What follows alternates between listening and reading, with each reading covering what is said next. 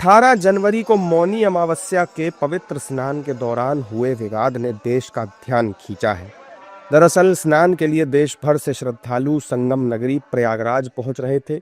इस दौरान शंकराचार्य स्वामी अभिमुक्तेश्वरानंद अपने रथ के साथ संगम नौज की तरफ बढ़ने लगे।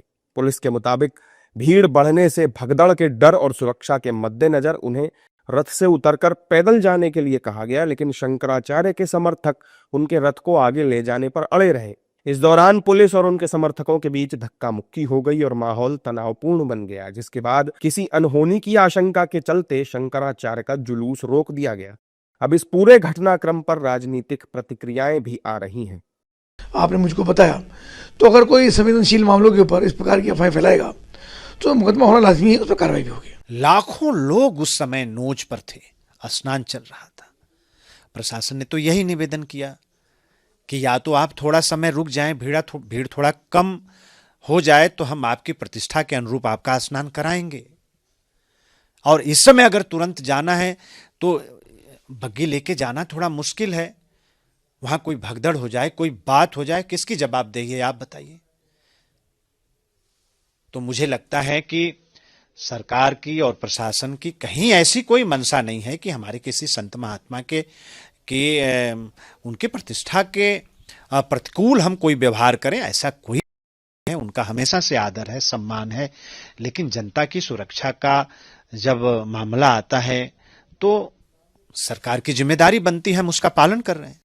जबकि विपक्ष की माने तो शंकराचार्य अभिमुक्तेश्वरानंद को बीजेपी विरोधी मानती है, इसीलिए उनके साथ इस तरह का व्यवहार किया गया। भारतीय जनता पार्टी के खिलाफ जो बोलेगा, जो उनसे बात करेगा, जो उनसे सवाल करेगा, उनके लिए कोई धर्म जाति नहीं है, उसी के ऊपर वो कार्रवाई करेंगे।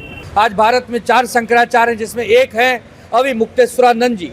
जिस प्रकार उनको उत्तर प्रदेश सरकार की पुलिस ने अपमानित करने का काम किया है, वो 24 घंटे से प्रयागराज की पावन भूमि पर धरने पर बैठे हैं, हमसे रहा नहीं गया। हम स्वयं यहाँ पर सारे सनातनी इस प्राचीन मंदिर में, जो हनुमान मंदिर वकोला के हाईवे पर है, कई वर्षों पुराना है, लोग कहते हैं पांडव काल से है, हम इस मंदिर में आके आज एक छोटा सा ही सही धरना प्रदर्शन कर रहे हैं। अपनी भावना जनता के सामने ला रहे हैं कि हमारे साधु संत सुरक्षित नहीं है, हमारा सनातन सुरक्षित नहीं है। ये सरकार कहती है हम हिंदूवादी हैं, हम हिंदुओं के बहुत बड़े रक्षक हैं, और एक शंकराचार्य को घसीटा जा रहा है, उनके भक्तों पर लाठियां चलाई जा रही हैं, उनकी हत्या करने का प्रयास किया जा रहा है। सियासत अपनी जगह है, लेकिन डीएम ने साफ कहा है कि प्रशासन ने किसी भी संत या श्रद्धालु के साथ कोई भेदभाव नहीं किया है, बल्कि भीड़ को नियंत्रित करने की जिम्मेदारी निभाई है और पूरी सीसीटीवी फुटेज मौजूद है।